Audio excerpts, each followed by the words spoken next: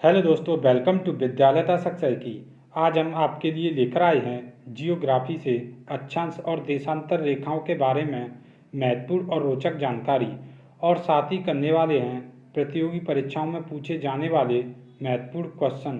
दोस्तों, अगर आपने हमारी हिस्ट्री तथा स्टैटिक जीके की वीडियो अभी तक नहीं देखी है तो इसकी लिंक नीचे डिस्क्रिप्शन में दे रखी है, वहाँ जाकर इन वीडियो को देख सकते हैं। तो चलिए दोस्तों, जानते हैं अक्षांश और देशांतर रेखाओं के बारे में।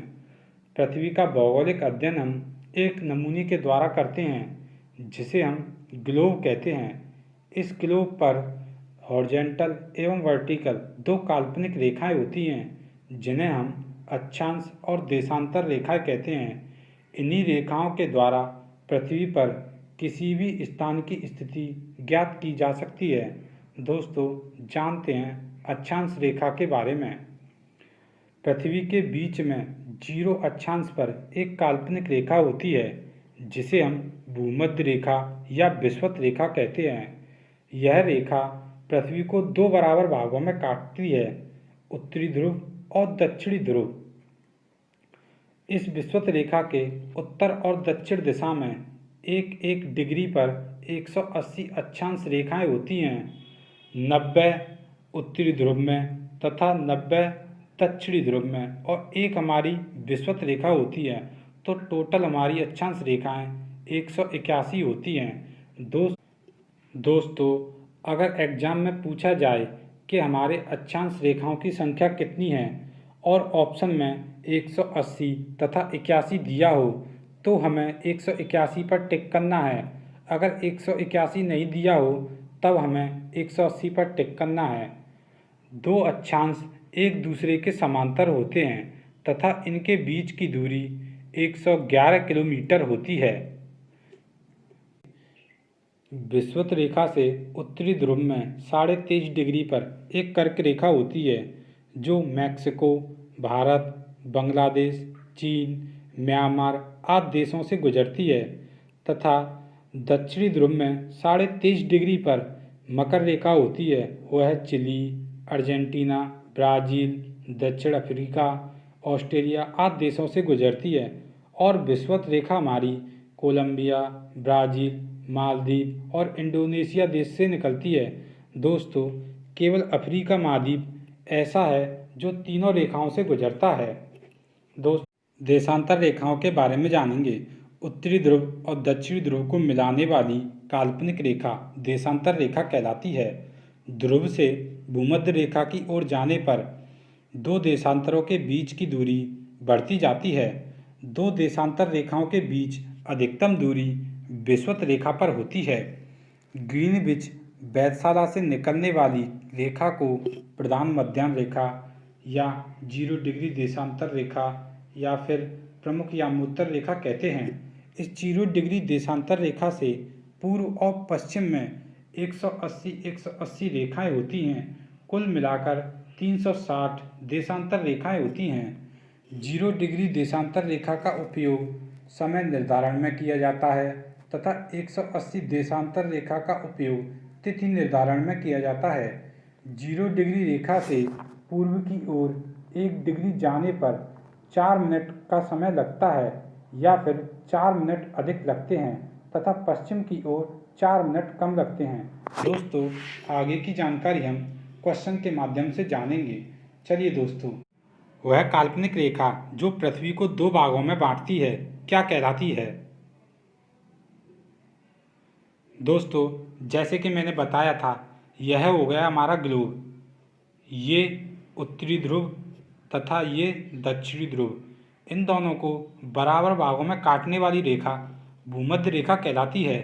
तो इसका आंसर है भूमध्य रेखा। अगला क्वेश्चन, अक्षांश भूपृष्ठ पर भूमध्य रेखा के उत्तर या दक्षिण एक बिंदु की कोणीय दूरी किस रेखा से मापते हैं? दोस्तों, इसका आंसर है भूमध्य रेखा से मापी जाती है। अगला क्वेश्चन, दोनों ध्रुवों को जोड़ने वाली वह काल्पनिक रेखा जो भूमध्य रेखा को समकोण पर प्रतिच्छेद करती है वह क्या कहलाती है? दोस्तों, दो ध्रुवों को जोड़ने वाली काल्पनिक रेखा देशांतर रेखा कहलाती है। अगला क्वेश्चन, दो देशांतर रेखाओं के बीच की दूरी निम्न में से किस नाम से जानी जाती है?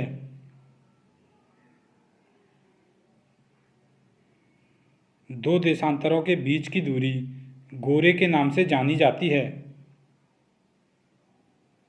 चलिए आगे चलते हैं। एक देशांतर से दूसरे देशांतर के बीच कितना समय अंतराल होता है?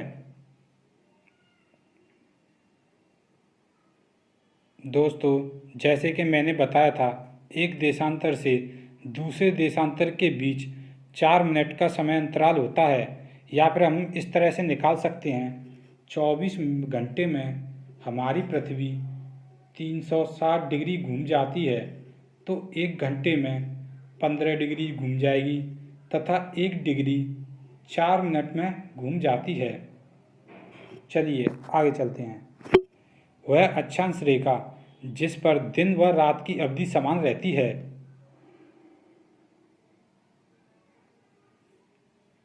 दिन रात की अवधि भूमध्य रेखा पर समान होती है। अगला क्वेश्चन, पृथ्वी पर सबसे उच्चतम तापक्रम रिकॉर्ड किए जाते हैं। पृथ्वी पर सबसे अधिकतम ताप भूमध्य रेखा पर होता है। अगला क्वेश्चन, दो अक्षांश रेखाओं के बीच की दूरी लगभग कितनी होती है? दोस्तों, जैसे कि मैंने बताया था, दो अक्षांश रेखाओं के बीच की दूरी 111 किलोमीटर होती है तथा दो अक्षांश एक दूसरे के समांतर होते हैं। चलिए आगे चलते हैं। 1 डिग्री देशांतर की सर्वाधिक दूरी कहाँ पर होगी?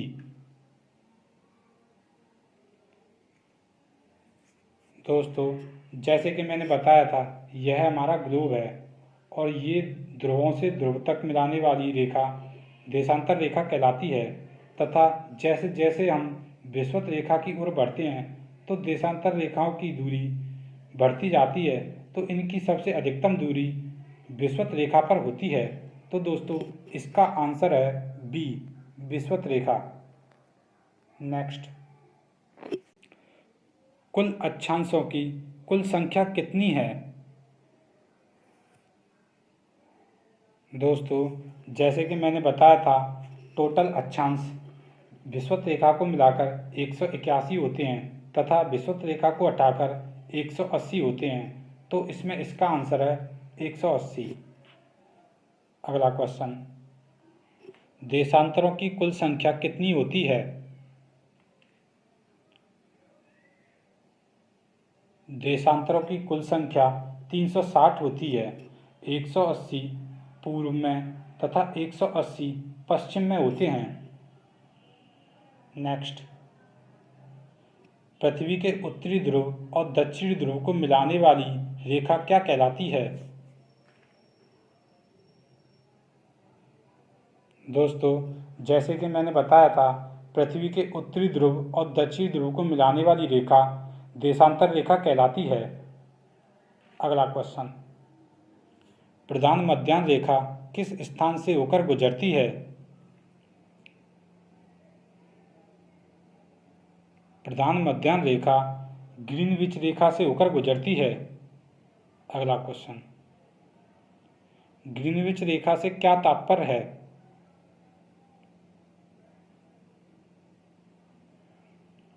ग्रीनविच रेखा को 0 डिग्री देशांतर रेखा भी कहते हैं।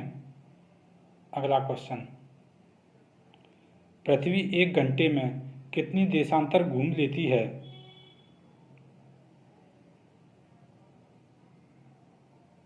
दोस्तों, पृथ्वी 1 घंटे में 15 डिग्री देशांतर घूम लेती है। जैसे मैंने बताया था कि पृथ्वी 24 घंटे में 300 डिग्री घूम जाती है तथा 1 घंटे में 15 डिग्री घूमेगी। चलिए क्वेश्चन, अगला क्वेश्चन, दक्षिणी ध्रुव का देशांतर है। दक्षिणी ध्रुव का देशांतर 90 डिग्री है। नेक्स्ट, देशांतरीय दूरी 1 घंटे के समय अंतराल किसके बराबर होती है? दोस्तों, जैसे कि मैंने बताया था कि हमारी पृथ्वी 24 घंटे में 360 डिग्री घूम जाती है तथा 1 घंटे में 15 डिग्री घूमेगी। तो दोस्तों, इसका आंसर है 15 डिग्री। अगला क्वेश्चन, कर्क रेखा कहाँ से नहीं गुजरती है? दोस्तों, कर्क रेखा जैसे मैंने बताया था म्यांमार से गुजरती है, बांग्लादेश, चीन और भी देशों से गुजरती है, लेकिन यह नेपाल से नहीं गुजरती है। तो इसका आंसर है इसमें नेपाल। अगला क्वेश्चन, भूमध्य रेखा निम्न में से किस देश से होकर नहीं गुजरती है? दोस्तों, भूमध्य रेखा मैक्सिको से होकर नहीं गुजरती है। मैक्सिको से कर्क रेखा गुजरती है। अगला क्वेश्चन, यदि अंतर्राष्ट्रीय तिथि रेखा पर दिन के 12 बजे हो तो उस समय भारत का मानक समय क्या होगा? भारत का मानक समय शाम के 5:30 होगा। अगला क्वेश्चन, पृथ्वी को कितने समय कटबंधों में बांटा जा सकता है?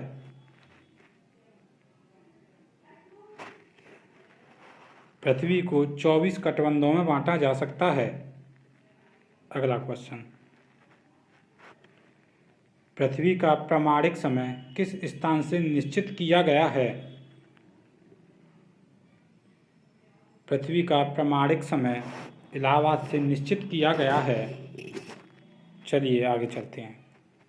ग्रीनविच माध्य समय तथा भारतीय प्रमाण समय के बीच समय अंतराल कितना है?